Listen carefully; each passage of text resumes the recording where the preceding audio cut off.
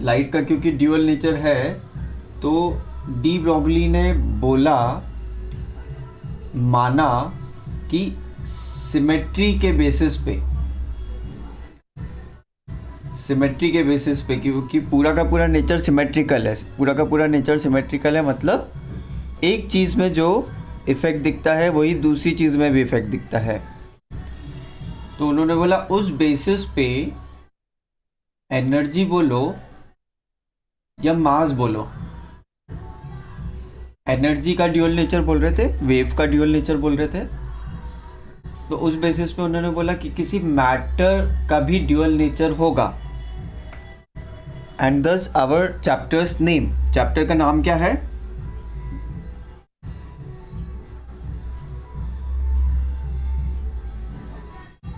कोई भी actively mic on करके बोल दिया करो। रिमी, चैप्टर का नाम क्या है?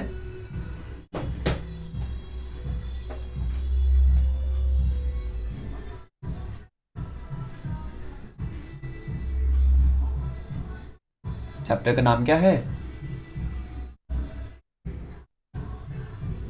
आपकी आवाज नहीं आ रही, आप कुछ बोल रहे हो क्या?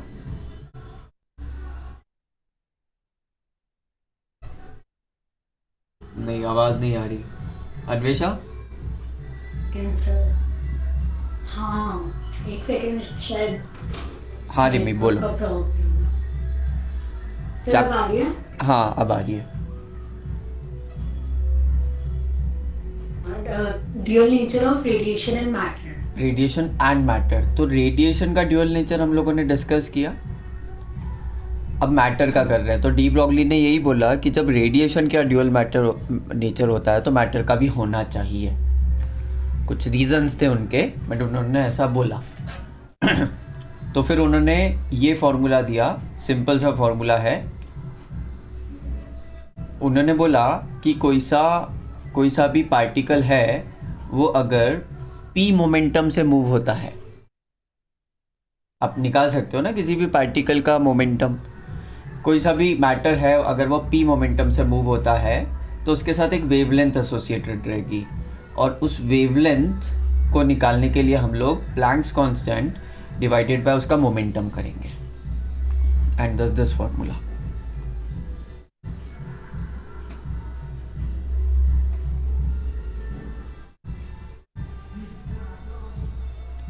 ऑब्वियसली मोमेंटम जितना ज़्यादा रहेगा वेवलेंथ उतनी कम रहेगी, मोमेंटम जितना ज़्यादा रहेगा वेवलेंथ उतनी कम रहेगी।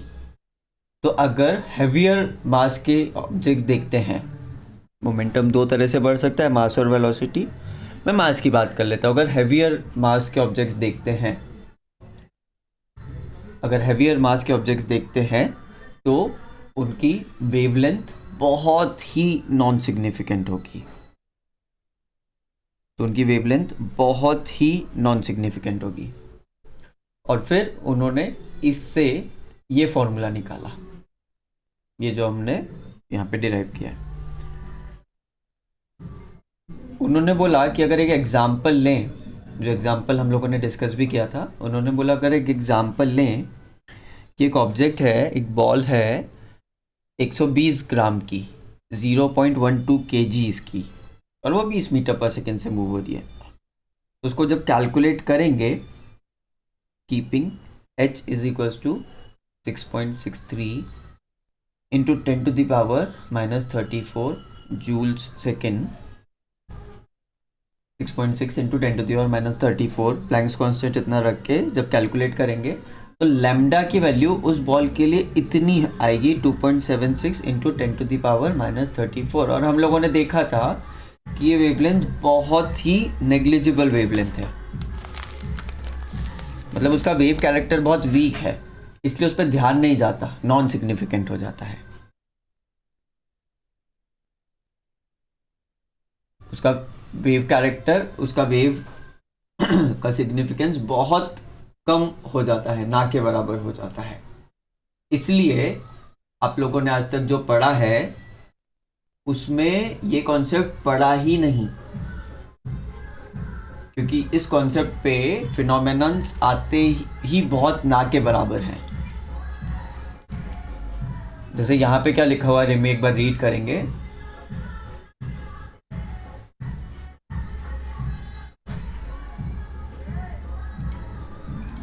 लाउडली।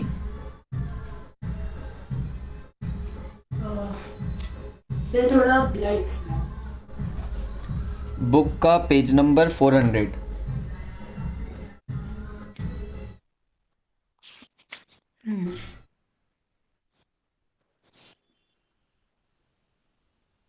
ठीक है, स्टार्टिंग से।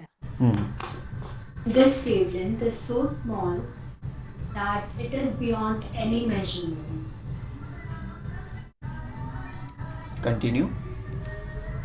Reason why macroscopic objects in our daily life do not show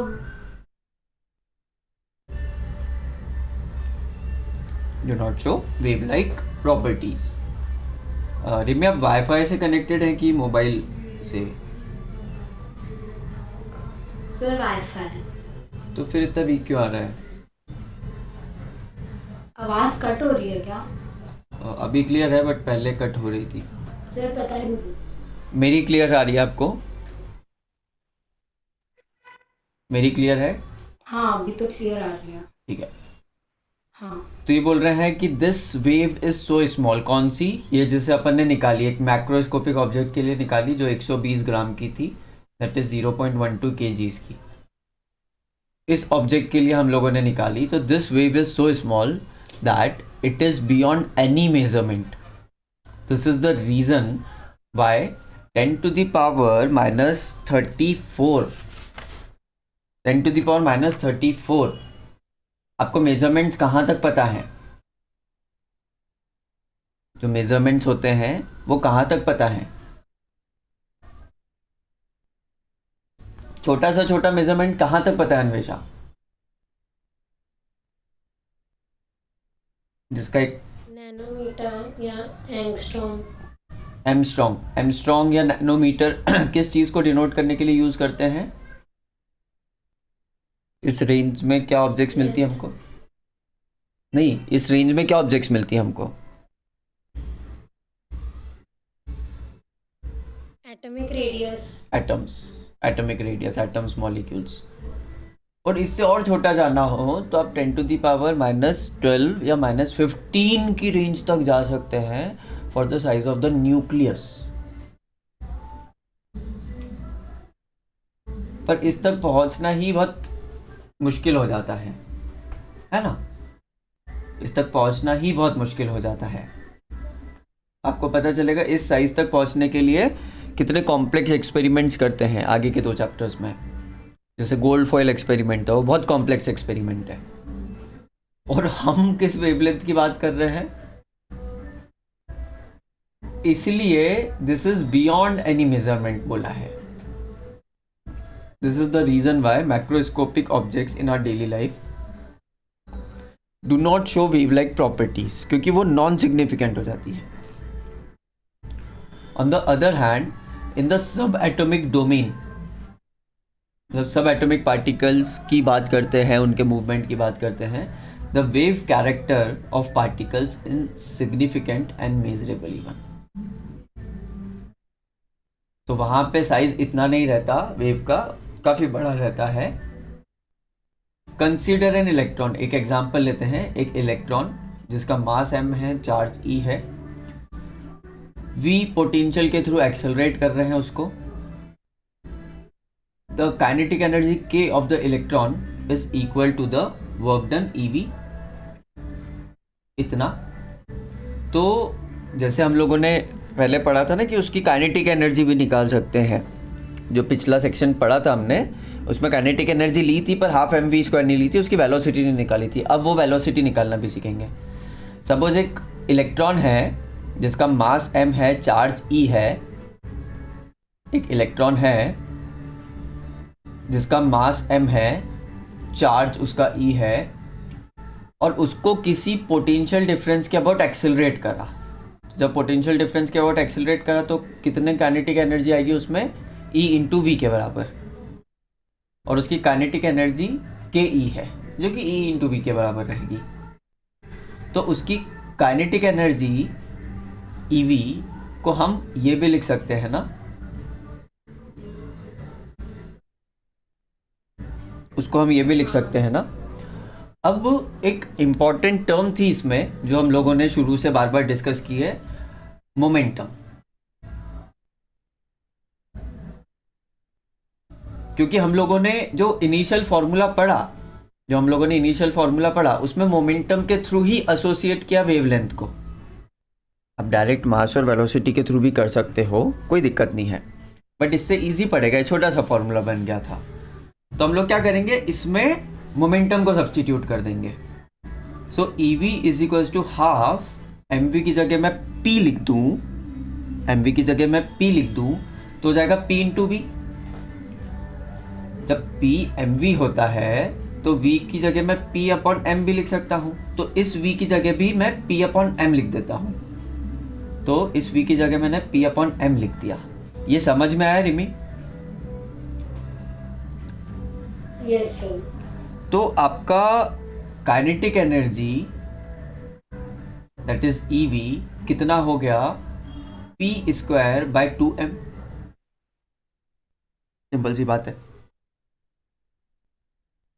तो अगर मैं p की वैल्यू निकालूं यहां से, तो मोमेंटम मेरा आएगा 2m k का रूट, या k को आप EV भी बोल सकते हो।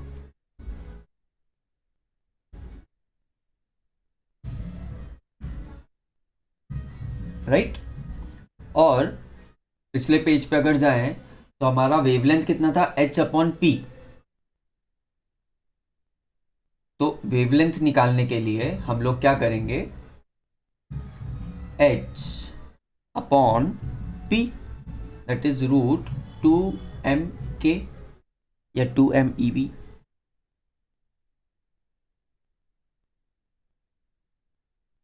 अब h की वैल्यू आपको पता है, h की वैल्यू पता है, m की वैल्यू पता है, और ये जो k है इसको हाफ mv स्क्वायर लिख सकते हैं, या फिर k की जगह अगर अपन EV लिखें, तो इन सब की वैल्यू हमको पता है, h की वैल्यू पता है, 2me की वैल्यू पता है। जब उसकी पूरी वैल्यूज निकाल सकते हो आप कैलकुलेट करके, जब उसकी पूरी वैल्यूज निकाल सकते हैं तो जितनी भी टर्म्स हाईलाइट की इंक्लूडिंग द अंडर रूट, ये सबकी वैल्यू आ जाती है 1.2। सिंप्लीफाई होके इसकी वैल्यू आ जाती है 1.2, और डिवाइड में ये लिख सकते हैं अंडर रूट वी। तो अगर एक इलेक्ट्रॉन v वोल्ट के पोटेंशियल डिफरेंस में एक्सेलरेट होता है, तो उसकी वेवलेंथ कैलकुलेट करने के लिए ये फॉर्मूला,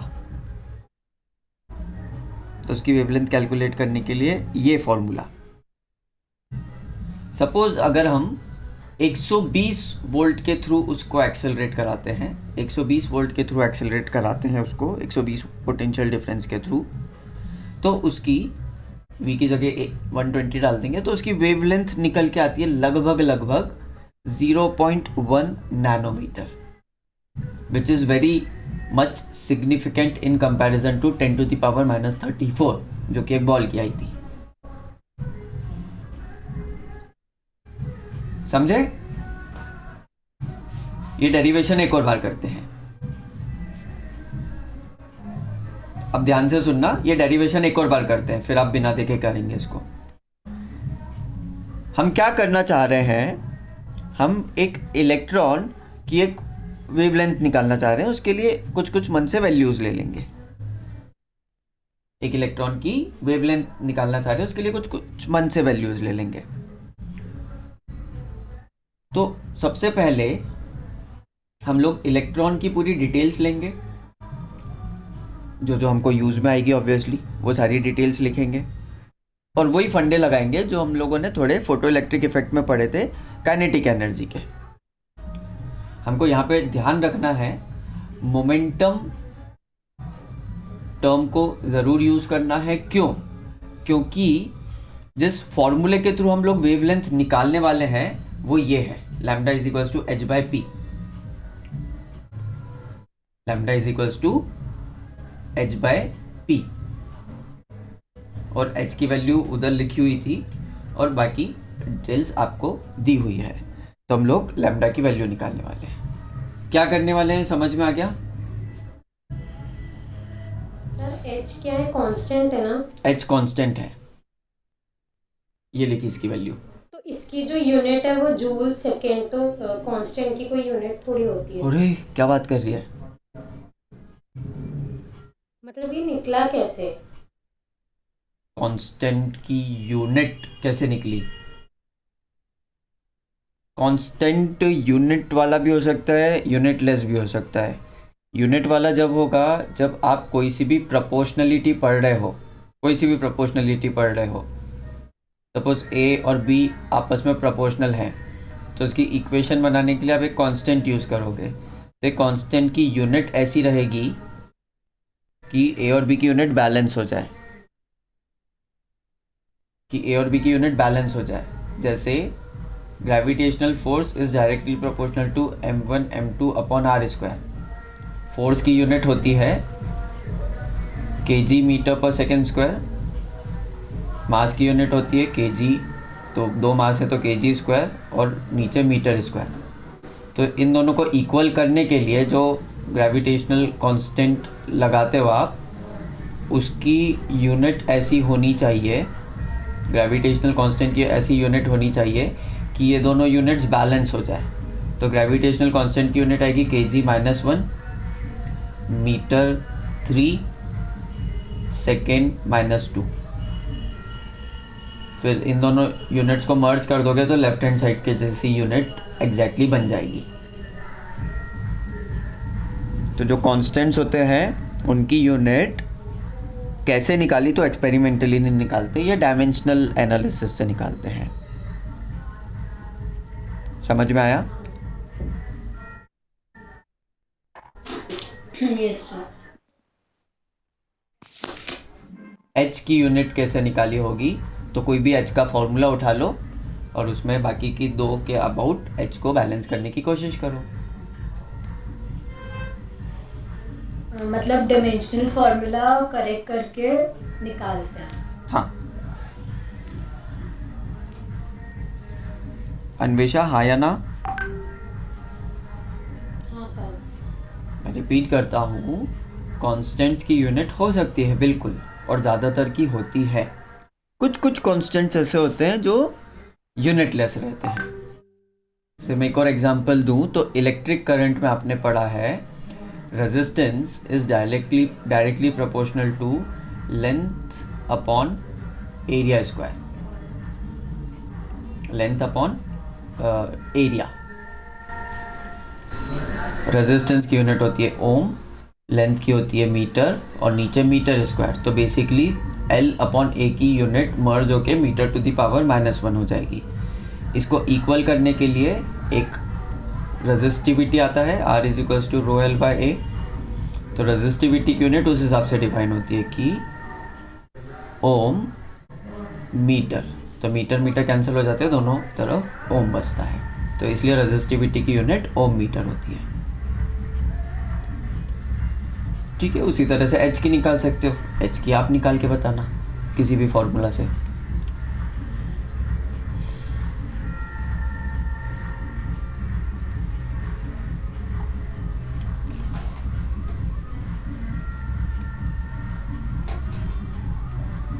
यहाँ पे क्या करने वाले, कोई मेरे को रिपीट कर सकता है क्या?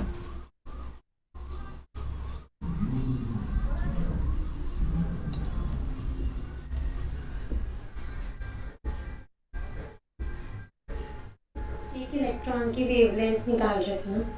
हाँ, एक इलेक्ट्रॉन की वेवलेंथ निकाल रहे थे हम लोगों ने। एक बॉल की वेवलेंथ निकाली जो कि 10 की पावर -34 की रेंज की आई। अब एक इलेक्ट्रॉन की निकाल रहे कि वो कितनी आती है।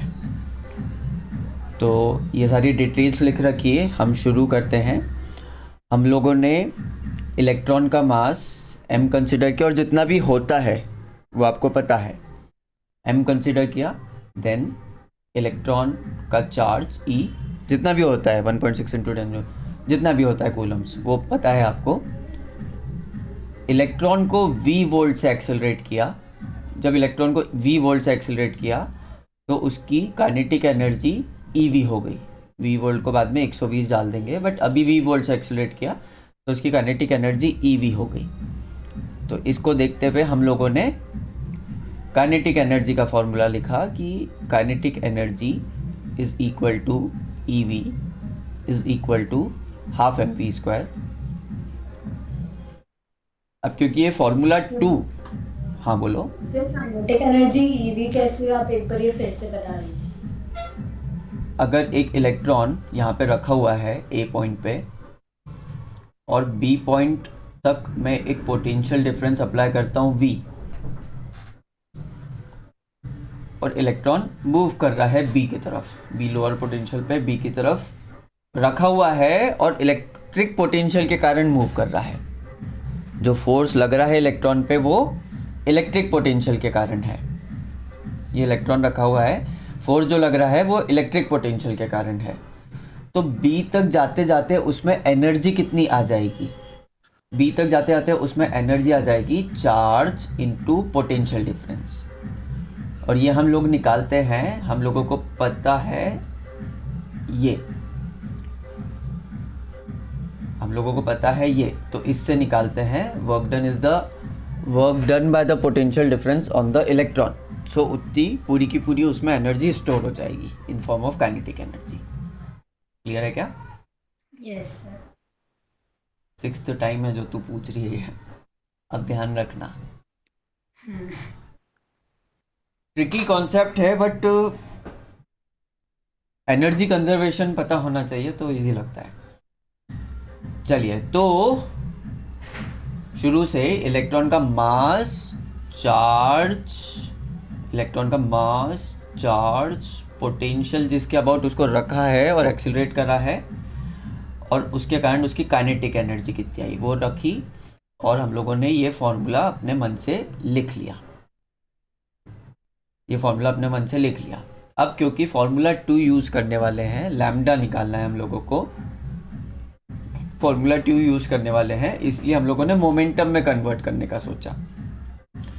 तो K that is equals to EV is equals to half mv एक मोमेंटम हो जाएगा, और जो बचा हुआ v रहेगा उसको लिख सकते हैं P अपॉन m। तो काइनेटिक एनर्जी ऐसी हो जाएगी हाफ p² अपॉन m। कोई दिक्कत?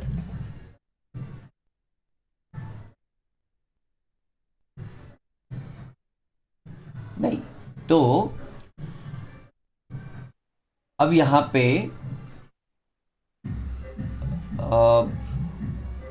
सब्स्टिट्यूट कर सकते हैं। अब यहाँ पे मोमेंटम की वैल्यू निकाल लो। Momentum will be equal to, kinetic energy के टर्म्स में अगर निकालेंगे so 2m k root, sir MVP हो गया और एक और B की जगह P अपॉन M लिखा, हाँ क्योंकि P क्या था? मोमेंटम, अच्छा हाँ तो d की जगह p अपॉन m लिख दिया, और फिर इसको शिफ्ट करा, यहाँ पे से उसे शिफ्ट करा है तो मोमेंटम आ गया अंडर रूट 2m के, और अगर EV की टर्म्स में बताना है तो under root 2m EV, under root 2m EV। अब ये जो P है इसको हम लोग लिख सकते हैं h बाय लैम्डा, या इसी फॉर्मूले को यूज कर रहे हैं तो हम लोग यहाँ पे लिख सकते हैं therefore lambda is equals to h by p, और p को ऊपर से सब्सटीट्यूट कर लो, h by under root 2mk, या फिर EV की टर्म्स में लिखना हो तो under root 2m EV। Will use this one. कोई प्रॉब्लम?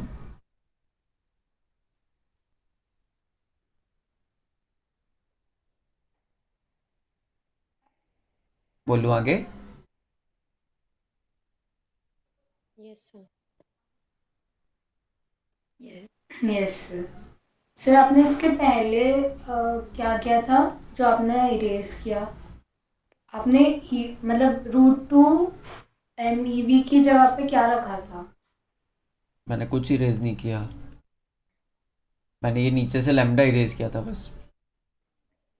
नहीं, आपने बोला कि ये आएगा, इसके अलावा एक और आएगा इसके पहले जो बताया था। ये हुआ ना, एक काइनेटिक एनर्जी के टर्म्स में आया और एक ईवी के टर्म्स में आया। ओके। मैथमेटिकली क्लियर हो रहा है क्या कर रहे हैं शिफ्ट? हाँ। तो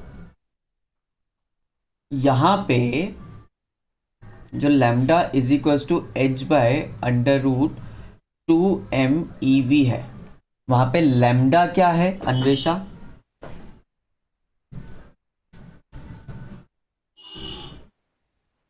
wavelength of electron. Wavelength of electron. और वो फिक्स रहेगी क्या? नहीं, wavelength of electron that is accelerated through a potential difference of v। h क्या है? Planck's constant. Planck's constant. फिर अंडर रूट 2। m क्या है? Mass of electron. e क्या है? Electron electronic charge. चार्ज। और v क्या है ये पता है। तो यहाँ पे इन सब में से वेरिएबल कौन कौन से हैं? वेलोसिटी। ये जो फॉर्मूला लिखा है लास्ट, इसमें v रिप्रेजेंट्स वोल्टेज। इन सब में से वेरिएबल्स कौन कौन से हैं? हाँ, वोल्टेज। सिर्फ वोल्टेज और लैम्डा, हाँ। वेवलेंथ और लैम्डा। तो बाकी जितने भी कांस्टेंट्स हैं उनकी वैल्यू पता होगी हमको। जैसे h की वैल्यू भी पता है हमको, m की वैल्यू भी पता है, e की वैल्यू भी पता है। तो इसको सॉल्व करते हैं ना, वो आप कर सकते हो, खुद से भी कर सकते हो, बस वैल्यूज डाल के अंडर रूट को सॉल्व करना है। जब इसको सॉल्व करते हैं ना, तो हमारे पास सिंपल सी वैल्यू आती है, lambda is equals to 1.2 upon under root V. तो कॉन्स्टेंट्स को पूरे को सॉल्व करके सिर्फ 1.2 वैल्यू आती है, 1.227 1.2। और ये सब नैनोमीटर्स में रहती है। मतलब सॉल्व करोगे ना तो पूरी वैल्यू आएगी इंटू 10⁻⁻⁹। तो उसको मैंने नैनोमीटर डाल दिया। पूरा सॉल्व करोगे ना तो साथ में आएगा 10⁻⁹, तो उसको मैंने नैनोमीटर लिख दिया। क्योंकि सब कुछ ऐसा ही चल रहा था तो लैम्डा मीटर में आनी थी, तो 10⁹ को हटा के -9 को हटा के मैंने नैनोमीटर लिख दिया। इतना समझ में आया? अब अगर मैं इस चीज में v की वैल्यू 120 वोल्ट डाल देता हूं तो लैम्डा मेरा निकल के आता है 0.1 नैनोमीटर का, 0.112 नैनोमीटर का। ये इलेक्ट्रॉन की वेवलेंथ है और ये 120 ग्राम की बॉल की वेवलेंथ है। Obviously electron was moving with a very high velocity, ball was moving with a very low velocity। तब भी मास में इतना डिफरेंस है दोनों के कि बॉल की वेवलेंथ नॉन सिग्निफिकेंट हो जाती है और इलेक्ट्रॉन की वेवलेंथ फिर भी सिग्निफिकेंट रहती है क्योंकि नैनोमीटर में रहती है।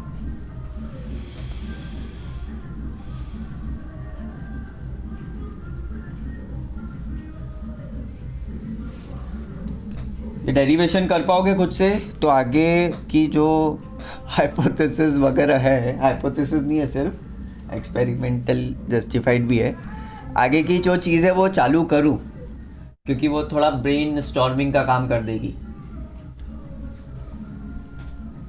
ये डेरिवेशन क्लियर है बच्चों? Yes yes sir. ये खुद से कर पाओगे? हाँ।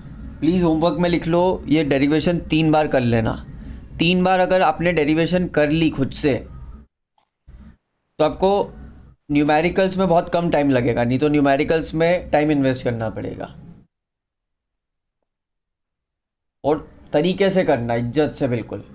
जैसे मैंने बताया कि भाई पहले इलेक्ट्रॉन की डिटेल्स लेंगे, राइट में लिख रखा है ना, पहले इलेक्ट्रॉन्स की डिटेल लेंगे, फिर काइनेटिक एनर्जी लिख के चीज़ों को मोमेंटम में कन्वर्ट करेंगे, फिर लास्ट में फॉर्मूला लगा देंगे, lambda is equals to H by P.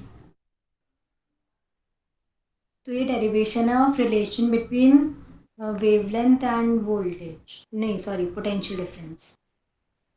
हाँ, और इसी में ऊपर जैसे अगर मैं पोटेंशियल डिफरेंस नहीं दूं, मैं सिर्फ दूं कि electron is moving with a kinetic energy of this much, electron is moving with a kinetic energy of this much till the wavelength associated with it, तो कौन सा वाला फॉर्मूला यूज करोगे? पेज पे ही लिखा हुआ है, लैम्डा और K, lambda is equals to H by under root 2m k, मिला?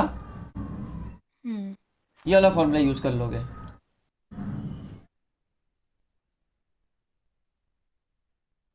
सर जो वेवलेंथ होती है वो स्पीड पे डिपेंड करती है क्या? वेवलेंथ होती है, जो वेवलेंथ होती है वो स्पीड पे डिपेंड करती है क्या? मैं एक फॉर्मूला इसमें से उठा लेता हूं, lambda is equals to H by momentum, जो अपना बेसिक फॉर्मूला है। इसमें कोई सी भी टर्म ऐसी है क्या जो स्पीड पे डिपेंड कर रही है? मोमेंटम। मोमेंटम, बिल्कुल सही, मोमेंटम स्पीड पे डिपेंड करता है। हाँ पर कैसे, मतलब समझ नहीं आया, ऐसा मैथमेटिकली तो ठीक है, लॉजिकली नहीं है। आगे अपन कुछ कंटेंट पढ़ेंगे, वो आपको थोड़ी क्लैरिटी दे सकता है। आगे जो अपन थ्योरी पढ़ने वाले हैं वो आपको थोड़ी क्लैरिटी दे सकता है।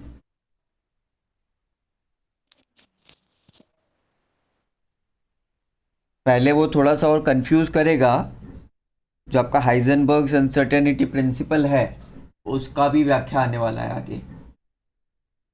बहुत कंफ्यूजिंग था ना वो, इसके कारण इलेक्ट्रॉन को इलेक्ट्रॉन पार्टिकल न बोलते हुए क्लाउड बोलते थे।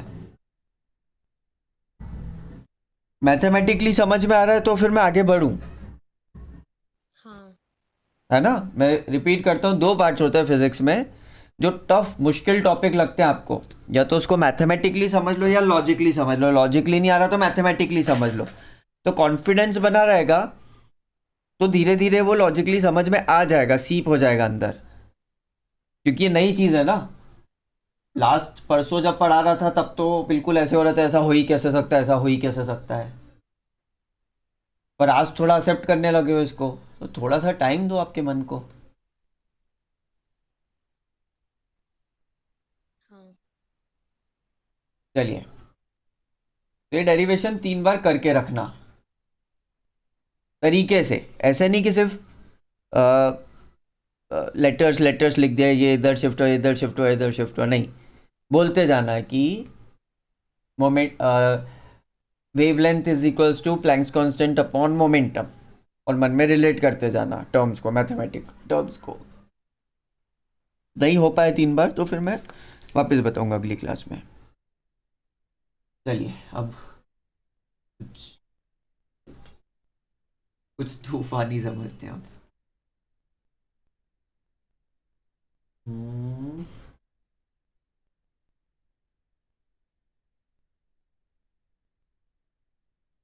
चलिए देखते हैं, मजा आएगा।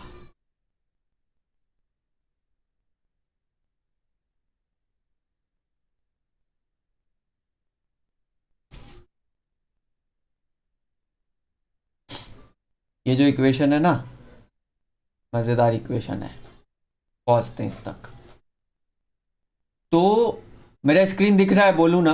ब्लर तो नहीं दिख रहा है ज़्यादा? नहीं सर। नहीं तो मैं पेज नंबर 400 के सेकंड पार्ट पे ही हूँ। तो ये जो हम लोगों ने ऊपर मैथमेटिक्स की पेन इतना घिसा, उससे हम लोगों को पता चला कि wavelength associated with a electron which have accelerated through a potential difference of 120 volt is इतना। रटने की ज़रूरत नहीं है, एक इलेक्ट्रॉन की वेवलेंथ है जिसको 120 वोल्ट के थ्रू एक्सेलरेशन दिया है। मैं 120 वोल्ट के एक्सेलरेशन की जगह वेलोसिटी भी बोल सकता हूँ कि अगर एक इलेक्ट्रॉन है जो इतनी इतनी वेलोसिटी से मूव हो रहा है, कैलकुलेट करना पड़ेगा मेरे को, बट मैं वेलोसिटी भी कैलकुलेट करके बता सकता हूँ। तो इतनी इतनी वेलोसिटी से मूव हो रहा है, उसकी वेवलेंथ एसोसिएटेड उसके साथ ये रहेगी। अब अन्वेषा का क्वेश्चन है कि फिर वो इलेक्ट्रॉन की वो पर्टिकुलर वेलोसिटी कैसे रहेगी, क्योंकि अन्वेषा अभी भी क्लासिकल फिजिक्स में है कि अगर एक एक्टिवा को 20 की स्पीड पे चलाओ या 40 की स्पीड पे चलाओ, so how can a wavelength be associated with it, क्योंकि वो उसी पॉइंट पे सोच रही है, इसीलिए इलेक्ट्रॉन की वेव उसमें सीप नहीं होगी दिमाग में। बट देखते हैं आगे। This wavelength is of the same order as the spacing, या एमस्ट्रॉन्ग्स में है, spacing between the atomic plane in a crystal.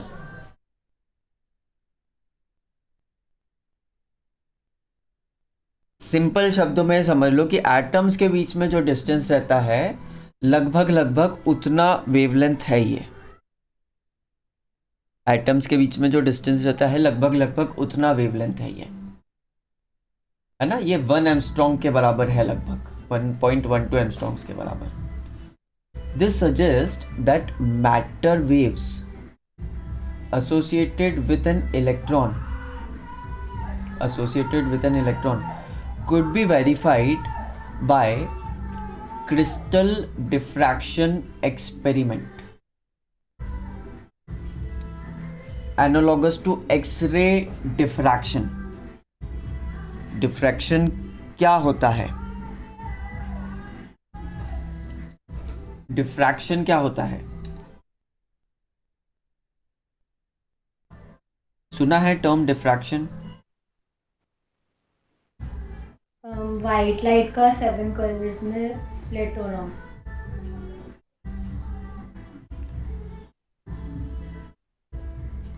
नहीं, डिस्पर्जन होता है वो, दैट्स डिस्पर्जन।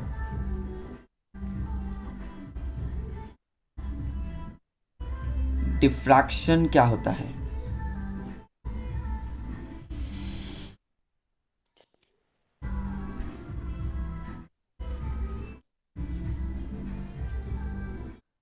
डिफ्रैक्शन भी एक लाइट का फिनोमेना होता है जिसके बारे में अपन wave optics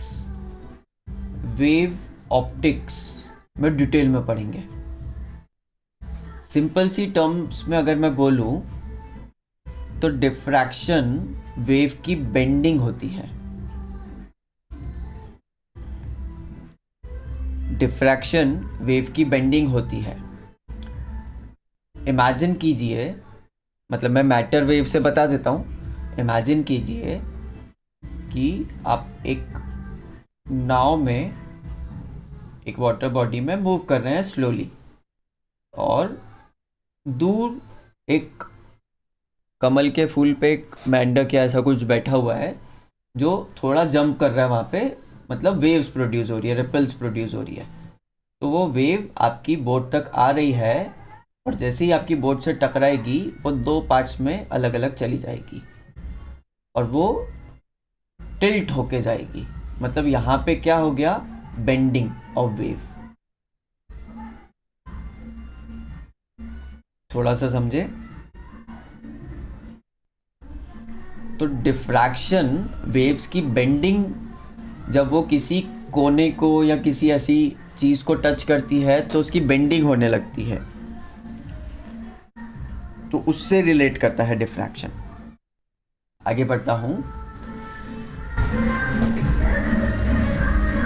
we describe the experimental verification of de Broglie hypothesis. De Broglie का क्या हाइपोथेसिस था?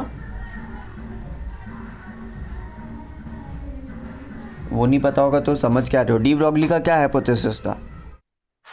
कि मैटर की भी वेवलेंथ होती है। Very good, exactly. कि जैसे ईएम वेव की वेवलेंथ होती है, लैम्डा होता है, वैसे ही मैटर का भी होता है। So we describe the experimental verification of the de Broglie hypothesis in the next section. In this, de Broglie was awarded Nobel Prize in Physics for the discovery of the wave nature of electron. छोटा मोटा आदमी नहीं था de Broglie, मतलब जो काम था उसका वो बहुत ज़्यादा सिग्निफिकेंट था. उसी पे आइंस्टीन की बहुत सारी थ्योरीज आई है. The matter wave picture elegantly incorporates the Heisenberg's uncertainty principle. Heisenberg ने भी यही कहा था. क्या कहा था वो आगे बताया है. Heisenberg's uncertainty principle says, according to the principle, it is not possible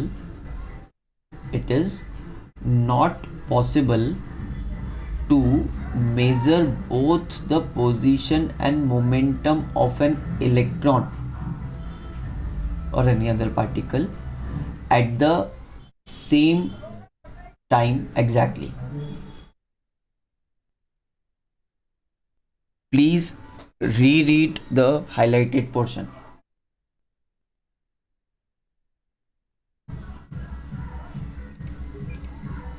Please reread the highlighted portion.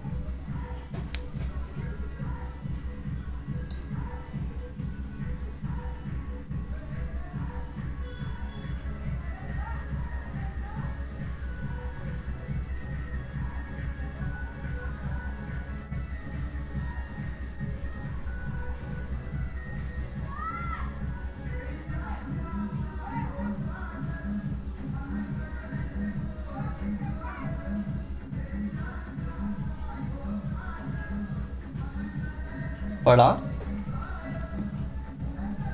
De Broglie को छोड़ के बीच में हाइजेनबर्ग समझते हैं कि हाइजेनबर्ग ने क्या बोला था कि सपोज एक इलेक्ट्रॉन मूव कर रहा है तो इलेक्ट्रॉन की वेलोसिटी कितनी होगी और उसकी पोजीशन कितनी होगी. इलेक्ट्रॉन की वेलोसिटी कितनी होगी और उसकी पोजीशन कितनी होगी, ये एग्जैक्टली नहीं बता सकते एक ही टाइम पे, मतलब एक ही कंडीशन में. It is not possible to measure both the position and momentum of the electron. Momentum mass into velocity से. पोजीशन को एक्स से डिनोट कर देता हूँ और मोमेंटम को, पोजीशन को एक्स से डिनोट कर देता हूँ और मोमेंटम को पी से. ये अजीब सी चीज बोली ना रिमी, ये अजीब सी चीज बोली ना हाइजेनबर्ग ने. हाँ मतलब किसी चीज की पोजीशन हम नहीं बता पा रहे हैं, ये कैसे हो सकता है.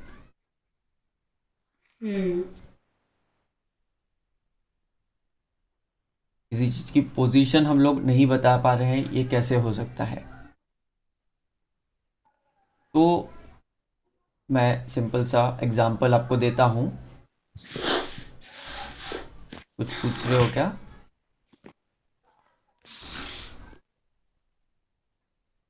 मैं सिंपल सा एग्जांपल आपको देता हूं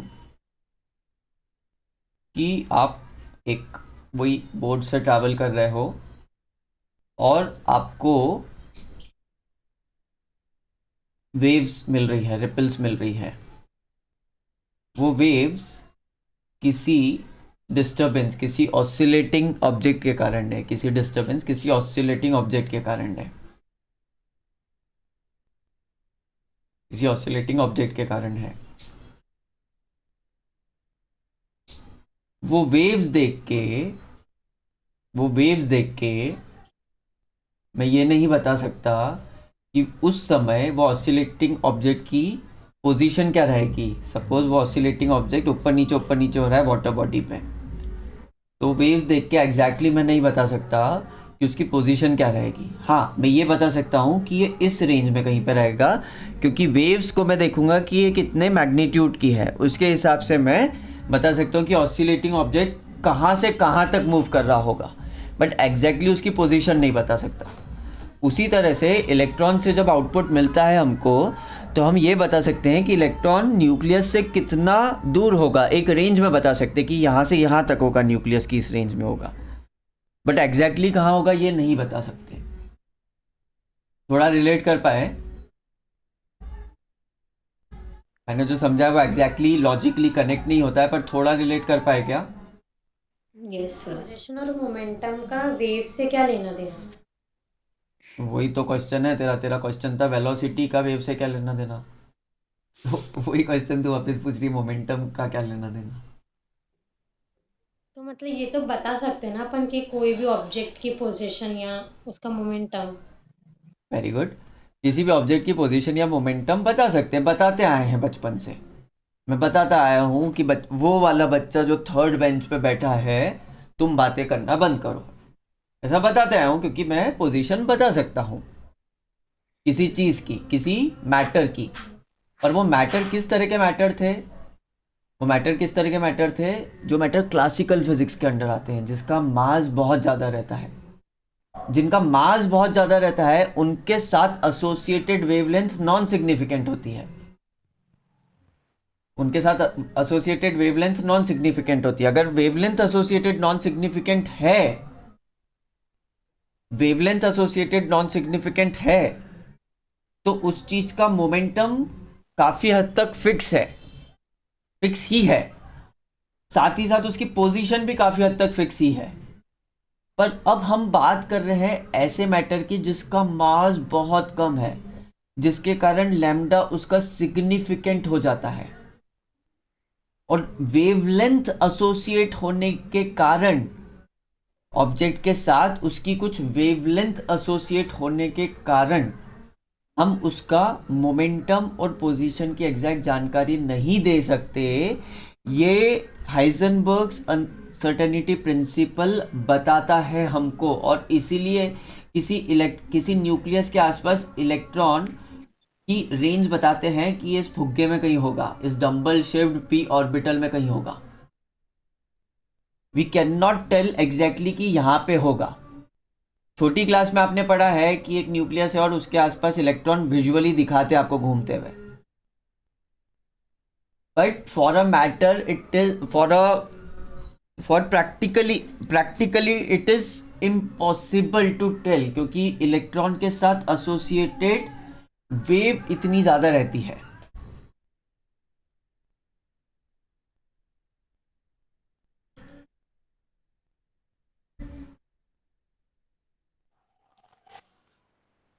अन्वेषा, यस सर।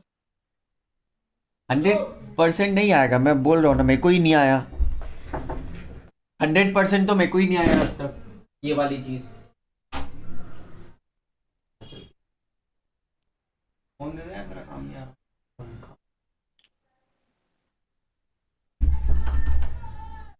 मैंने क्या बोला था कि भाई इन कॉन्सेप्ट्स पे बेस थ्योरी ऑफ रिलेटिविटी है। वो 12 लोगों को समझ में आई थी जब आइंस्टीन ने पब्लिश की थी कि वो है क्या। पर आज की डेट में सब उसका एप्लीकेशन यूज कर रहे हैं। तो फैक्ट और मैथमेटिकली समझते समझते ये जो छोटा सा पार्ट है, बाकी पार्ट को तो मैं बोल रहा हूं ना, मैं समझाता भी हूं बाकी पार्ट को। तो बाकी ये जो छोटा सा पार्ट है उसको थोड़ा फैक्चुअली जान के और मैथमेटिकली समझ के आगे बढ़ना है। हो सकता है थोड़ा टेस्ट मिल जाए, हो सकता है नहीं मिले। क्या आप सर सेटिस्फाइड? मतलब अगर एक चेयर है और वो रेस्ट पे है, तो मतलब इसके अकॉर्डिंग उसकी कोई वेवलेंथ होगी?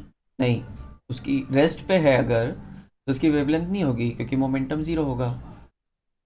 अच्छा, तो लैम्डा तो इज अगर इक्वल, मूव कर रहा है तो वेवलेंथ होगी? हाँ, मूव कर रहा है तो वेवलेंथ होगी एसोसिएटेड। अब देख, चेयर है, रेस्ट पे है। अब वो रेस्ट पे काय पे? अर्थ पे। अर्थ पे खड़े खड़े मैं उस चेयर को देख रहा हूँ तो उसकी कोई वेवलेंथ एसोसिएटेड नहीं है। मैं अर्थ से बाहर जाके मून से उस चेयर को देख रहा हूँ तो उसके साथ एसोसिएटेड एक वेवलेंथ आ गई। तो सब रिलेटिव फंडे हैं। भयंकर कॉम्प्लेक्स।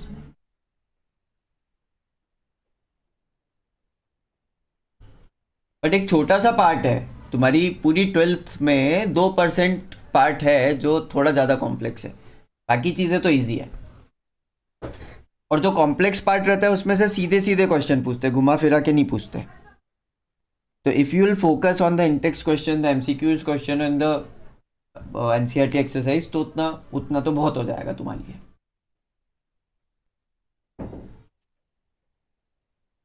Are you satisfied? आगे बढ़ें, क्योंकि मैं कभी सेटिस्फाई नहीं होता था, मेरे को आंसर नहीं मिलते थे तो। बट बात वही है कि ये वाला कॉन्सेप्ट हाइजेनबर्ग्स अनसर्टेनिटी प्रिंसिपल, तो मेरे को कोई मिला नहीं जो मेरे को भी समझा पाए वापस। इतना टाइम हो गया मेरे को, 6 साल 7 साल से मैं टीचर हूँ। जो मेरे को कॉन्सेप्ट्स नहीं आते मैं वो दूसरे टीचर्स से पूछता हूँ, नेट पे ब्लॉग्स में पूछता हूँ या यूट्यूब पे भी पूछता हूँ, पर कोई भी एग्जैक्टली बता नहीं पाया। मैंने कुछ दूसरे वीडियोस देखे हायर लर्निंग के, बट वो इतने कॉम्प्लेक्स हो गए थे कि मेरी पहुंच से बाहर हो गए थे। और आपको भी कंटेंट उतना नहीं दिया है, तो क्या अपन आगे चलें?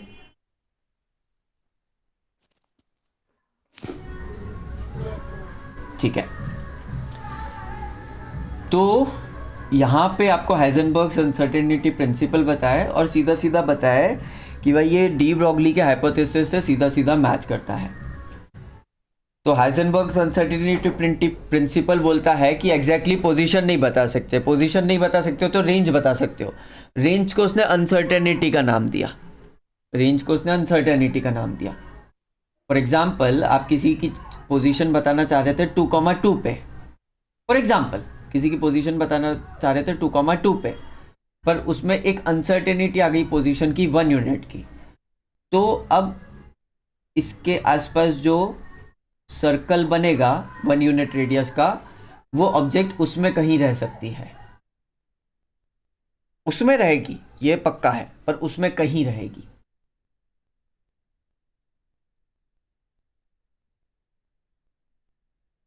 There is always some uncertainty, del x, in the specification of position and some uncertainty, del p, in the specification of momentum. और मोमेंटम नहीं बता सकते तो मास और वेलोसिटी को एग्जैक्टली नहीं बता सकते हो उस टाइम पे, और the exact time. The product of this, इन दोनों का जो प्रोडक्ट है, जितनी अनसर्टेनिटी है उन दोनों का जो प्रोडक्ट है, is the order of h, is the order of h dash, और वो h dash होता है प्लैंक्स कांस्टेंट अपॉन 2 पाई, और वो होता है प्लैंक्स कांस्टेंट अपॉन 2 पाई। तो ये जो del x uncertainty in position and del p uncertainty in momentum, वो लगभग h डैश के बराबर होती है, जो कि h अपॉन 2 पाई के बराबर होता है। तो देखो ये फॉर्मूला है, इस पे कोई क्वेश्चन आया तो डायरेक्ट वैल्यू डाल के फटाफट निकाल लोगे, डेल एक्स बता देगा, h बता देगा, तो डेल पी निकालना है, कोई बड़ी बात नहीं है।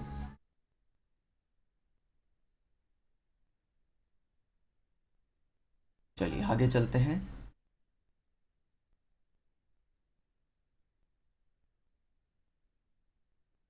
सर आज मेरी मैथ्स की क्लास जल्दी है, कितनी बजे? अभी 3:15 पे। तो वीडियो रिकॉर्डिंग चल रही है, मैं तेरे को वीडियो रिकॉर्डिंग भेज दूंगा, हाँ सर। है ना? ठीक है, तुझे जब भी लीव करना हो कर सकती है।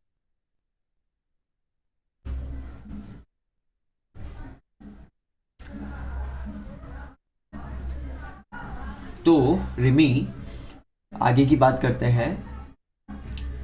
तो ये जो इक्वेशन है,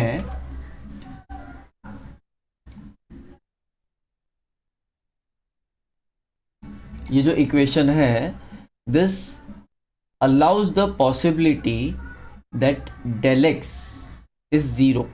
ये इक्वेशन हमको पॉसिबली अलाउ करती है डेल एक्स जीरो होने का, but then del P must be infinite.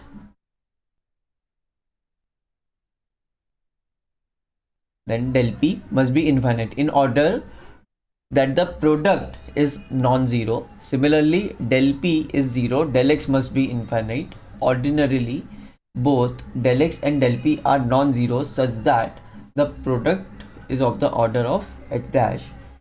Now, if an electron has a definite momentum,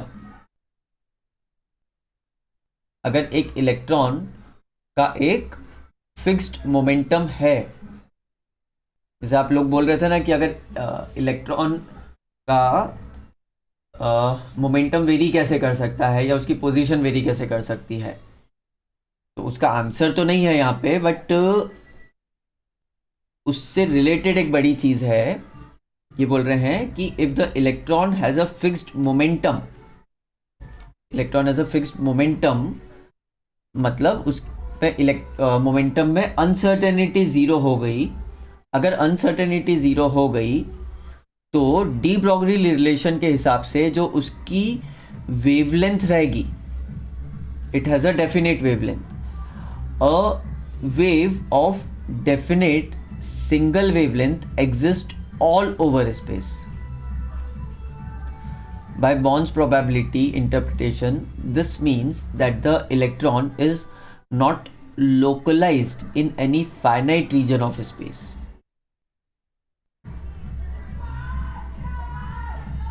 जैसे lambda is equals to, de Broglie ने क्या बोला था, lambda is equals to H by P. तो अगर मैं P को फिक्स करता हूं तो लैम्डा फिक्स हो जाता है.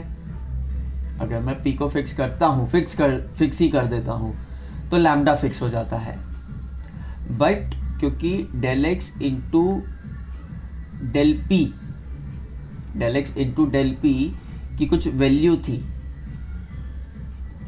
और डेल पी को अगर मैं जीरो कर देता हूं, P को फिक्स किया मतलब P की अनसर्टेनिटी को जीरो कर दिया, तो उससे क्या होगा कि del X will reach infinity. Del X infinity reach करने का मतलब ये है कि जो पोजीशन है वो हम रेंज भी नहीं बता पाएंगे. डेल एक्स इन्फिनिटी है मतलब वो इलेक्ट्रॉन कहीं भी हो सकता है अगर उसके मोमेंटम को आप फिक्स करने की कोशिश करोगे, मैथमेटिकली, थ्योरेटिकली फिक्स करने की कोशिश करोगे तो. सर मोमेंटम आपने मतलब मोमेंटम फिक्स्ड है मतलब उसकी अनसर्टेनिटी जीरो हो जाएगी मोमेंटम की. तो इसका मतलब मुझे समझ नहीं आया, अनसर्टेनिटी जीरो हो जाएगी मतलब. मैं 31 साल का हूँ, मैं 30 साल से 31 साल में आया, मेरा चेंज इन हाइट कितना आया, जीरो. मतलब मेरी हाइट क्या है, फिक्स्ड कांस्टेंट. यही मतलब है. अगर मोमेंटम किसी न्यूमेरिकल को करते समय मैंने बोला कि ये एक इलेक्ट्रॉन है, इस ऑर्बिट में है, इसका मोमेंटम मैं इतना ले रहा हूँ, तो उसका मोमेंटम जब इतना लोगे तो उसको उस ऑर्बिट में ले ही नहीं सकते क्योंकि डेल एक्स इनफाइनाइट आ जाएगा. डेल एक्स इनफाइनाइट आ जाएगा तो आप बोल ही नहीं सकते कि ये इस ऑर्बिट में है. ठीक है. जितना मुश्किल थ्योरी है उससे कंपैरेटिवली बहुत सिंपलर क्वेश्चंस आएंगे.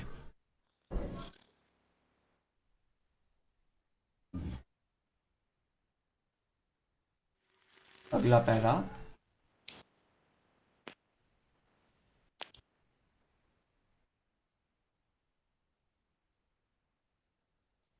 in general the matter wave associated with the electron is not extended all over space. Obviously it is a wave packet extending over some finite region of space. In that case del x is not infinite. तो जो अपन पहले discuss कर रहे थे, obviously वो एक particular case discuss कर रहे थे जो कि इम्पॉसिबल सा केस है, क्योंकि बार बार मन में क्वेश्चन आता है सबके कि पी को फिक्स कर दो, तो उन्होंने बोला हो नहीं सकता है. तो in the case del x is not infinite but has some finite value depending on the extension of the wave packet. Also, you must appreciate that a wave packet of finite extension does not have a single wavelength. It is built up of, एक बार पढ़ते हैं, मेरे को लग रहा है ये थोड़ा सा स्कोप से बाहर जा रहा है अपने, पर एक बार पढ़ते हैं, क्वेश्चंस उठाएंगे और क्वेश्चन के बेसिस पे वो पार्ट वापस पढ़ लेंगे. एक बार रीड कर लेते हैं बस. Also you must appreciate that the wave packet of finite extension does not have a single wavelength. It is built up of wavelengths spread around with some central wavelength. और ये central wavelength है जो हम discuss करते हैं, और ये जो central wavelength है जो जनरली हम लोग डिस्कस करते हैं किसी भी चीज़ की. Next para.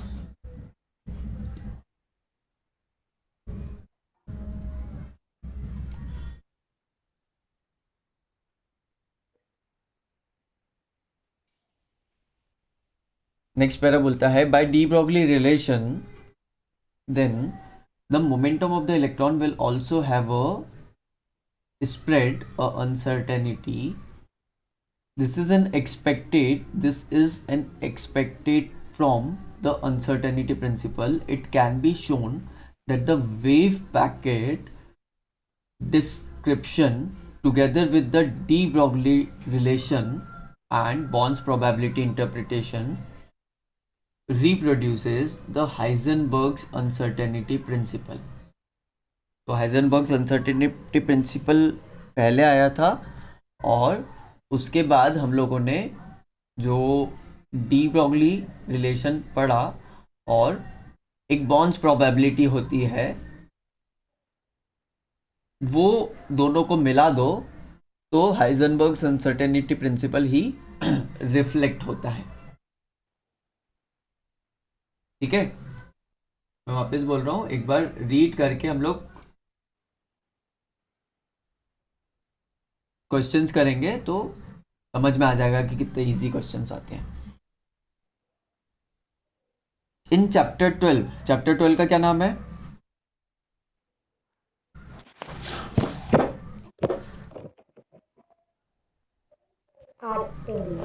एटम्स. तो in the next chapter atoms the de Broglie relation will be seen to justify Bohr's postulate of quantization of angular momentum of electron. ये जो अंडरलाइन कर रहा हूँ ये पता होना चाहिए. देखो इसको एक बार पढ़ और बता मेरे को क्या होता है ये.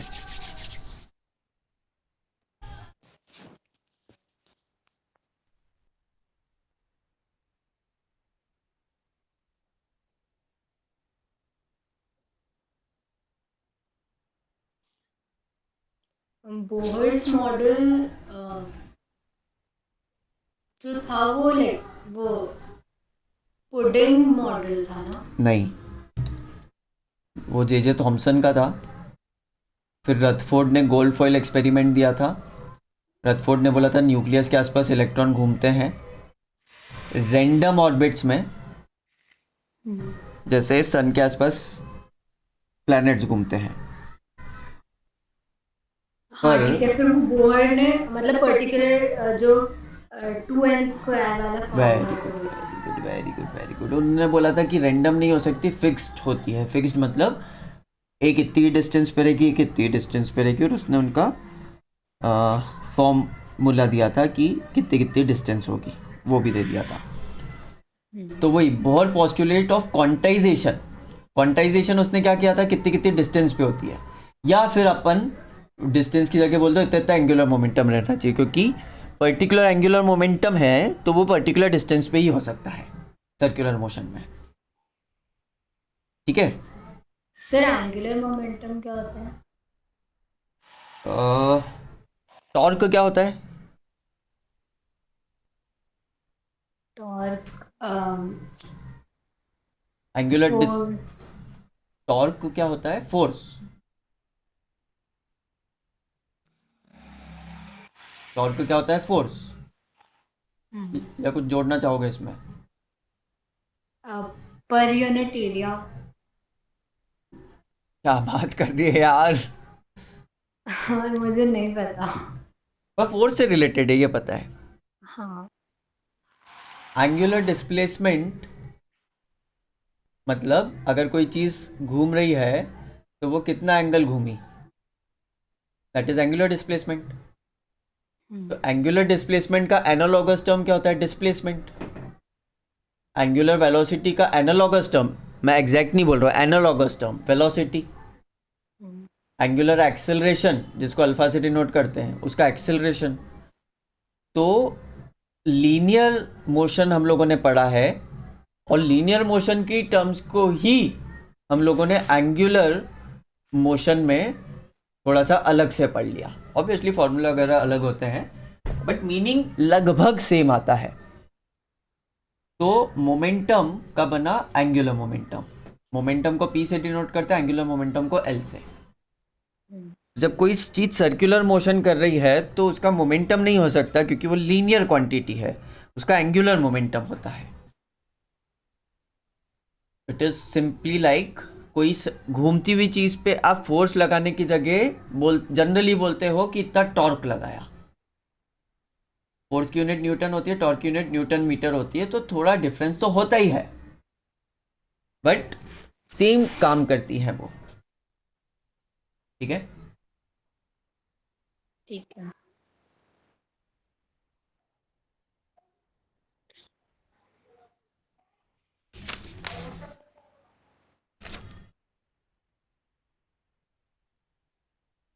तो मैं कुछ क्वेश्चंस लेता हूँ शीट में से, वो डिस्कस करते हैं। सर तो लास्ट लाइन क्या थी बोहर्स पोस्टुलेट के बारे में? पढ़।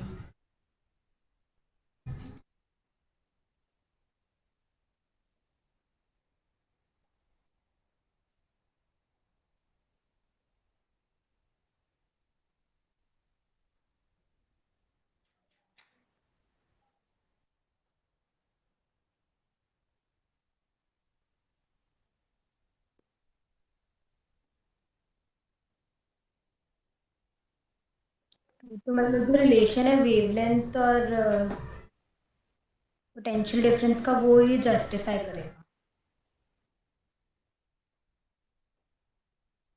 नहीं, बोहर ने जो चीज़ें उठा के बताई थी कि इतना इतना ही रहना चाहिए, वो किस बेसिस पे बताया था, तो वो डी ब्रॉगली हाइपोथेसिस के बेसिस पे बताया था।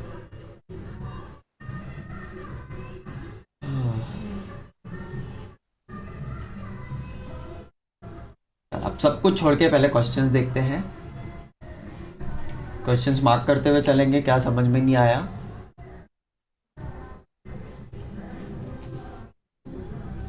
और फिर धीरे धीरे हमको समझ में सब कुछ 90% चीज़ें आ जाएंगी।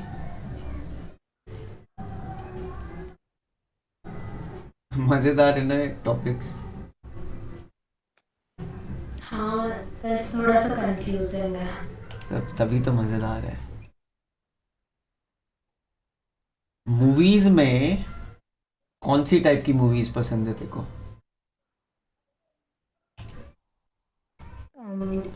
साइफिक, फिक्शनल, कॉमेडी।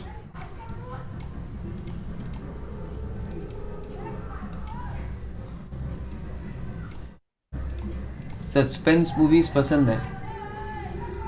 हाँ। तो सस्पेंस का मज़ा काय में होता है? कंफ्यूजन में। नहीं नहीं ये चोर है, नहीं नहीं ये चोर है, इसने ऐसा इसलिए किया, इसने ऐसा इसलिए क्या होगा, या तो ये होगा या ये होगा। तो यहाँ पे भी वही मज़ा आएगा अगर लेना चाहोगे तो। चलिए 2 मिनट का ब्रेक लेते हैं, 2-3 मिनट का, फिर क्वेश्चंस करेंगे।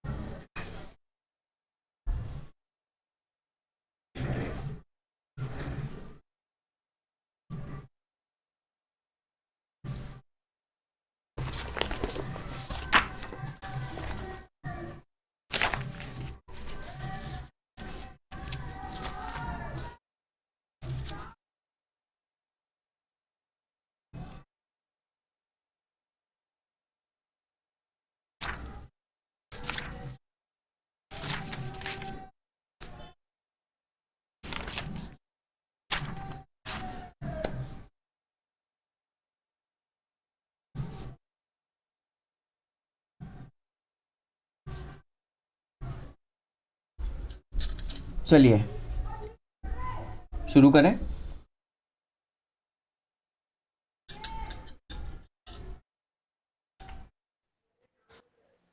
हाँ सर। 62 पढ़िए।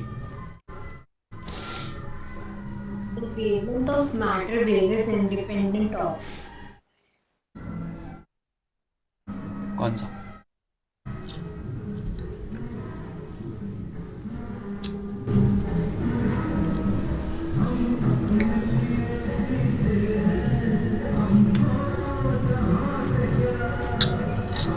कौन सा? in some way to depend करता मास पे कितने चार्ज पे और मोमेंटम ये भी। वेवलेंथ का फॉर्मूला होता है h अपॉन मोमेंटम। चार्ज कहाँ है इस पे? तो चार्ज पे इंडिपेंडेंट होती है, चार्ज नहीं आता। इलेक्ट्रॉनिक चार्ज जो अपन ने निकाला था वो वेलोसिटी निकालने के लिए निकाला था, काइनेटिक एनर्जी के लिए लगाया था, वेवलेंथ पता करने के लिए नहीं लगाया था।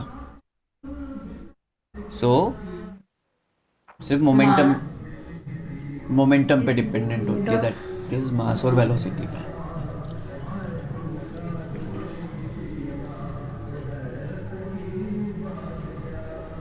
Charge 63 which phenomena we then suppose in theory that matter has a wave nature.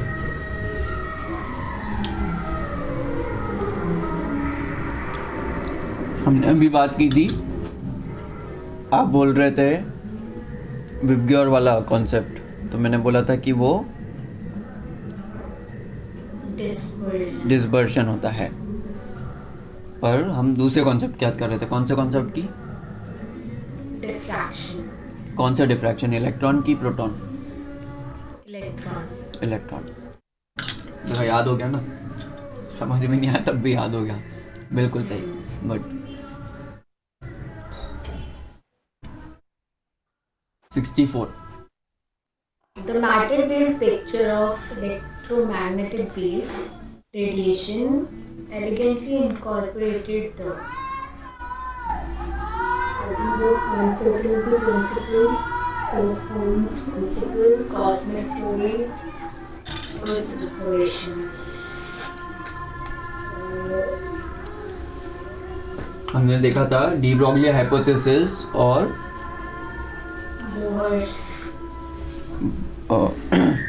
एक वो क्या कौन था उसकी, हाइजेनबर्ग्स अनसर्टेनिटी प्रिंसिपल और ये बॉर्न्स प्रोबेबिलिटी से अनसर्टेनिटी प्रिंसिपल रिफ्लेक्ट होता है। तो यहाँ पे वही पूछा है, मैटर वेव पिक्चर मतलब de Broglie, matter wave picture मतलब डी ब्रॉगली ने दी थी, उसी के लिए उसको नोबेल अवार्ड मिला था। The matter wave picture of electromagnetic wave radiation elegantly incorporates the Heisenberg's uncertainty principal.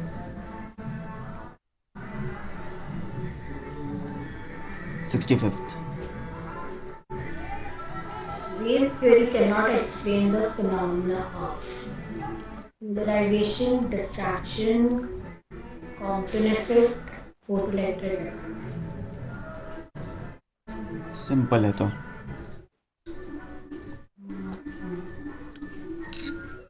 कौन सा है?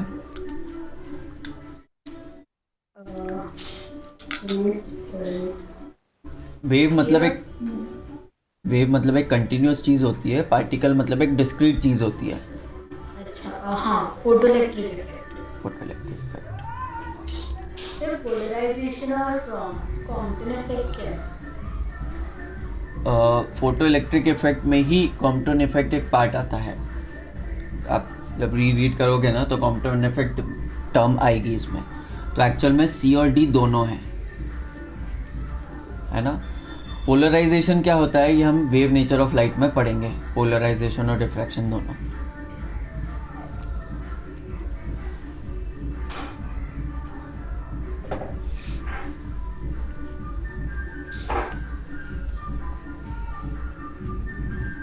$68. The de Broglie wavelength is given by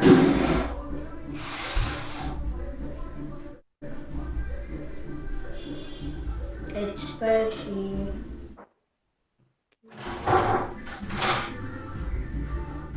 h lambda is equals to h per p। तो कौन सा है?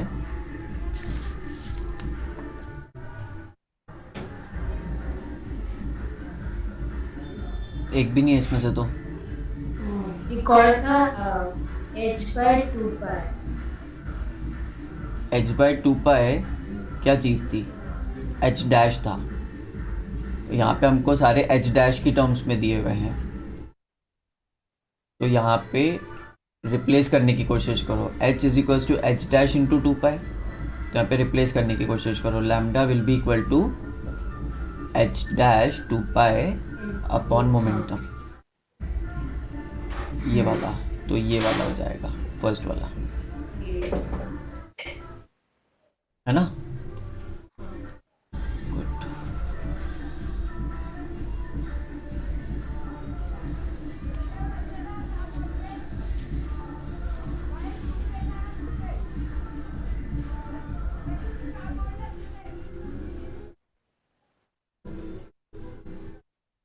Sixty ninth. अगर साथ पढ़ो पढ़ो। Which of these particles having the same kinetic energy as the largest de Broglie wavelength? Electron, alpha particle, proton, neutron.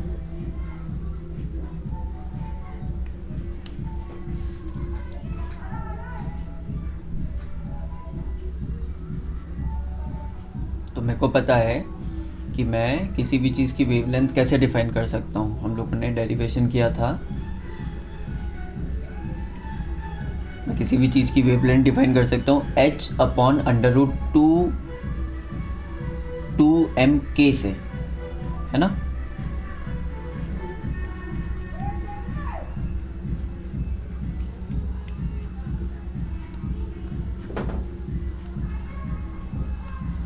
h upon under root 2m k से, देखिए की जगह भी लिख लो। तो इसमें काइनेटिक एनर्जी कांस्टेंट दे दी सबकी और h कांस्टेंट दे दिया, और 2 तो है ही, तो lambda is inversely proportional to under root m। तो आंसर क्या? जिसका मास ज़्यादा होगा उसकी वेवलेंथ कम होगी, तो मास कम होना चाहिए सबसे।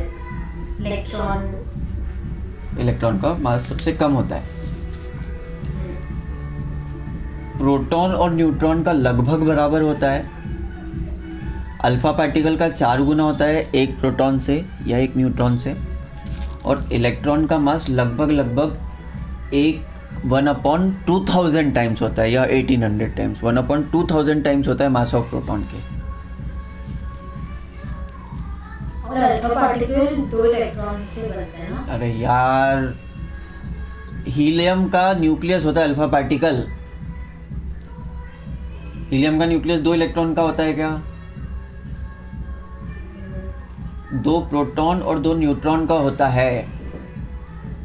परसों ही पूछा था तूने, ये लिख ले कॉपी में। देख याद कैसे रहेगा, तू पूछेगी और लिखेगी और फिर घर पे पढ़ेगी तो याद हो जाएगा।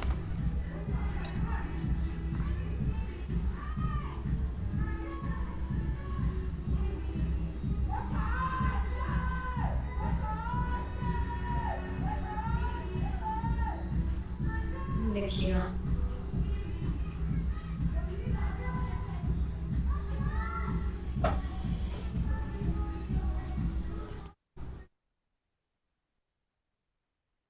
Considering 4 gases, consider the 4 gases: hydrogen, oxygen, nitrogen, nitrogen, helium at the same temperature. Arrange them in the ascending order of the de Broglie wavelengths of their molecules. Hydrogen, helium, nitrogen, oxygen. तो कैसे निकालेंगे? De Broglie wavelength निकालनी है ऐसे, सबसे कम मास। अच्छा तूने answer बोल दिया क्या? नहीं, आंसर नहीं।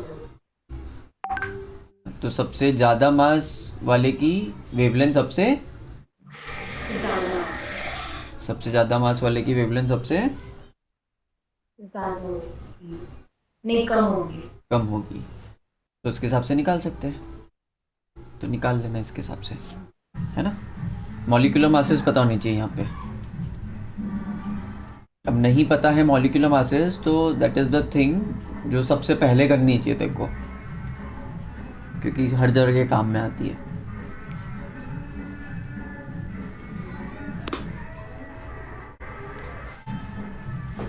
First A particle of mass 4m, m मतलब particle of mass 4m at rest taking into two particles of masses m and 3m having non-zero velocities. The ratio of the de Broglie wavelengths of the particles 1 and 2 is. एक particle था, nucleus था, जिसका मास 4m था, है ना, कि कुछ भी हो सकता है, 4m था। वो न्यूक्लियर रिएक्शन हुई उसमें, और उसमें से दो पार्टिकल्स निकले। सपोज एक पार्टिकल इधर गया, एक पार्टिकल इधर गया, 1m वाला पार्टिकल इधर गया, 3m वाला पार्टिकल इधर गया, और इन दोनों की कुछ velocities I, velocity 1, velocity 2।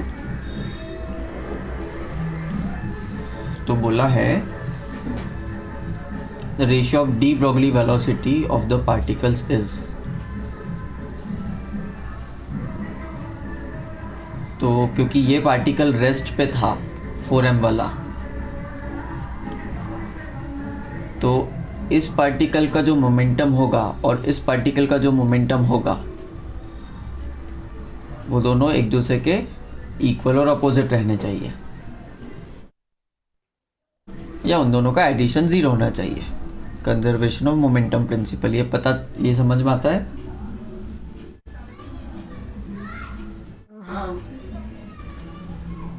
Conservation of momentum principle. Sir P1 और P2 इक्वल नहीं होना, क्योंकि दोनों की वेलोसिटी तो अलग है, मासेस भी अलग अलग है ना, तो इक्वल होंगे, क्योंकि बिफोर कोलिजन, मतलब बिफोर न्यूक्लियर रिएक्शन मोमेंटम 0 था, तो बाद में भी 0 होना चाहिए, और 0 तभी हो सकता है जब दोनों का मोमेंटम इक्वल एंड अपोजिट हो।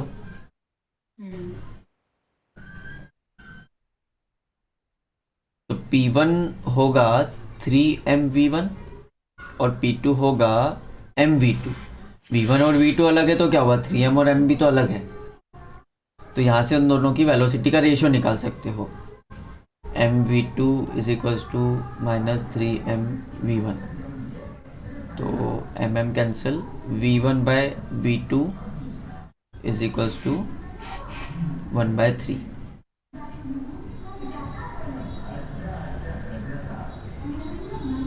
तो इसकी वेलोसिटी v रहेगी और इसकी वेलोसिटी 3v हो जाएगी। तो ये फॉर्मूला लगा के आप इन दोनों का वेलोसिटी का रेशियो निकाल सकते हो। सर 1/3 तो ऑप्शन में नहीं है।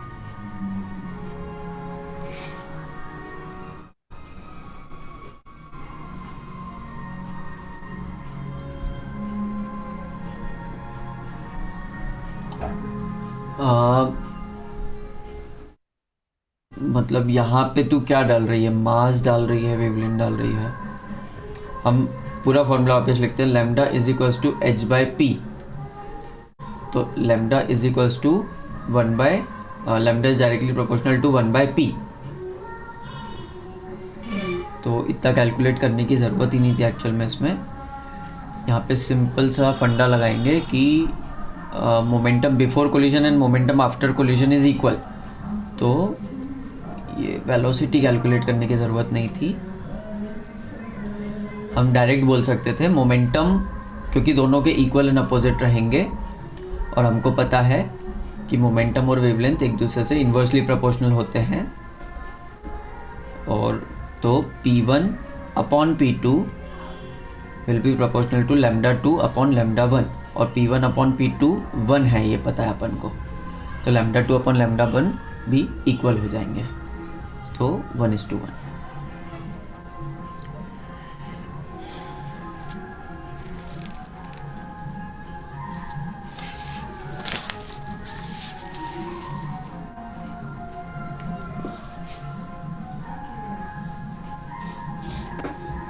$72।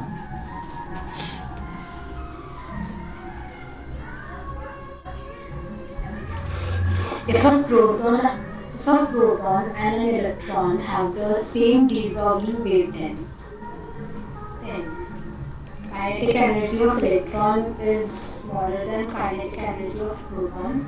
Kinetic energy of electron is equal to kinetic energy of proton. Momentum of electron is equal to momentum of proton.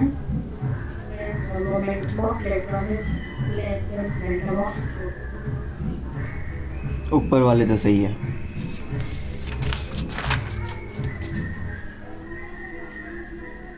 तो अगर वेवलेंथ सेम हो गई तो मोमेंटम सेम हो जाएगा। बिल्कुल सही।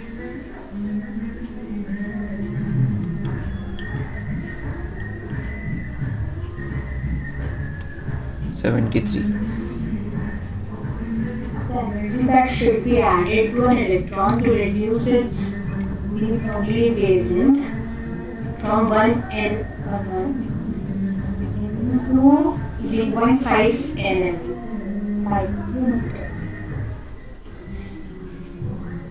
4 times the initial energy equal to the initial energy, twice the initial energy, thrice the initial energy.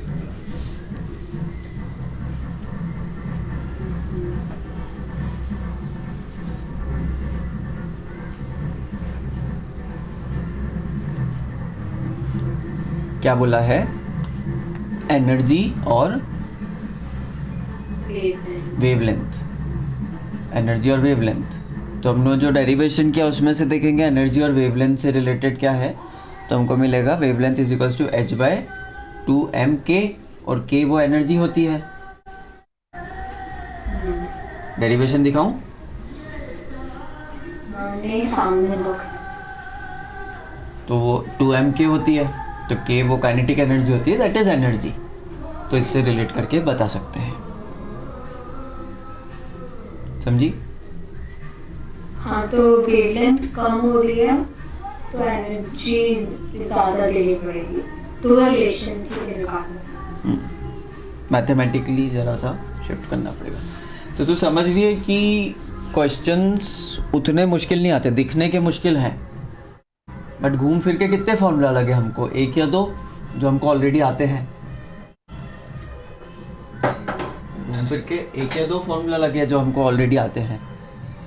बस बात वही है, क्वेश्चन थोड़ा सा समझ गए तो कर दोगे, हो जाएगा फिर। समझे क्या? हाँ सर, इलेक्ट्रॉन की वेवलेंथ जो आपने बोली थी, तो मैं उसको इमेजिन नहीं कर पाई थी कि इलेक्ट्रॉन की वेवलेंथ कैसे होगी, मतलब इलेक्ट्रॉन जो वाइब्रेशंस प्रोड्यूस करे उसकी वेव की वेवलेंथ।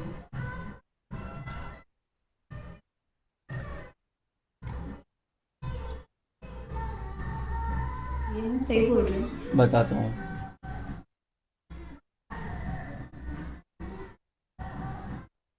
होते हैं क्या ये?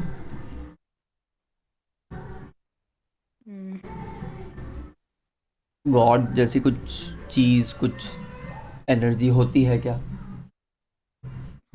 हाँ, मतलब मानने पे डिपेंड करता है। मानने पे डिपेंड करता है, ये तो तेने अलग आंसर दे दिया। मैं तो रैशनली पूछ रहा हूँ। तेरा, जैसे मैं बोलूँ नहीं होते, तो लोग मुझे रीजंस बताते हैं कि अगर भगवान नहीं होते तो ये नहीं होता, ये नहीं होता, ये नहीं होता, दुनिया इतनी नहीं चलती, या ये सब ब्रह्मांड कौन बनाता, कुछ ना कुछ रीजंस देते हैं। तो लोग मुझे इफ़ेक्ट बताते हैं। मुझे नहीं पता है कि नहीं है। तेरा एग्जैक्ट आंसर है कि वो आदमी के ऊपर है और वो सब कुछ, और कोई भी ऐसा एग्जिस्ट शायद ही करता है जो बोल सकता है कि उन्होंने देखा है या मैटर पार्ट पे बता पाए। खैर, भगवान का चीज़ छोड़ते हुए, क्योंकि वो बहुत एक अलग कॉन्सेप्ट हो जाता है, किसी भी चीज़ का एग्जिस्टेंस या किसी भी चीज़ का कैरेक्टर उसके इफेक्ट, किसी भी चीज़ की प्रॉपर्टी उसके इफेक्ट से रिफ्लेक्ट होती है। ठीक है, इलेक्ट्रॉन किसी ने देखा तो है नहीं, किसी ने पकड़ के भी नहीं देखा है, तो तू कौन आ गई उसको इमेजिन करने वाली। फिर इलेक्ट्रॉन की वेवलेंथ क्या, तो वेव का क्या कैरेक्टर होता है, किसी भी चीज़ के वेव का कैरेक्टर होता है उसकी वेवलेंथ, उसकी फ्रीक्वेंसी, और उसका एक सोर्स होता है। इस सोर्स की ऑसिलेशन की कुछ वेवलेंथ और कुछ फ्रीक्वेंसी होती है, और उससे डेवलप होने वाली कुछ चीज़ें प्रोपोगेट करती है, और उन चीज़ों के लिए बोल देते हैं हम कि ये इसकी वेवलेंथ है और ये इसकी फ्रीक्वेंसी है। उसी तरह कोई इलेक्ट्रॉन है, वो भी कंटिन्यूसली एनर्जी एमिट करते रहता है या वो कुछ रेडिएशंस छोड़ता है। उन रेडिएशंस को ऑब्जर्व करके बोला जाता है कि वहाँ पे कुछ होगा। क्या होगा?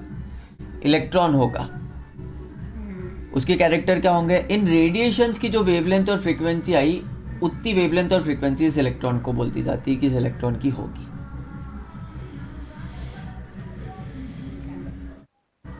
जो एटम से इफेक्ट निकला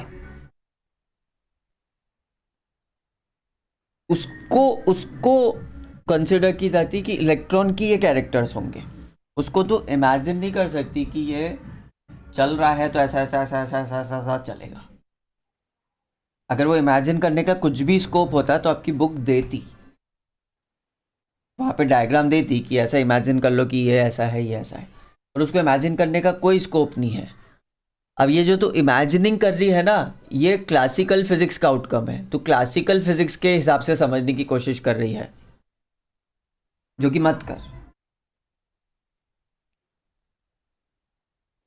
अन्वेषा भी यही कोशिश कर रही थी, सब बच्चे यही कोशिश करते, मैं भी यही करता था। बट क्लासिकल फिजिक्स से बाहर आ गए हैं तो उसके तरीके इसमें कैसे लग सकते हैं, समझी क्या? मतलब बस कॉन्सेप्ट समझना है। हाँ, तो इमेजिन करना, बस समझना है कि ऐसा ऐसा होता है। तो नहीं, हाँ नहीं कर सकती ना इलेक्ट्रॉन को इमेजिन। कैसे कर सकती है? वो जब इलेक्ट्रॉन एज अ पार्टिकल होता है तब उसको इमेजिन कर सकते हैं, बट इलेक्ट्रॉन जब एनर्जी के फॉर्म में है तब उसको कैसे इमेजिन कर सकते हैं? नहीं कर सकते।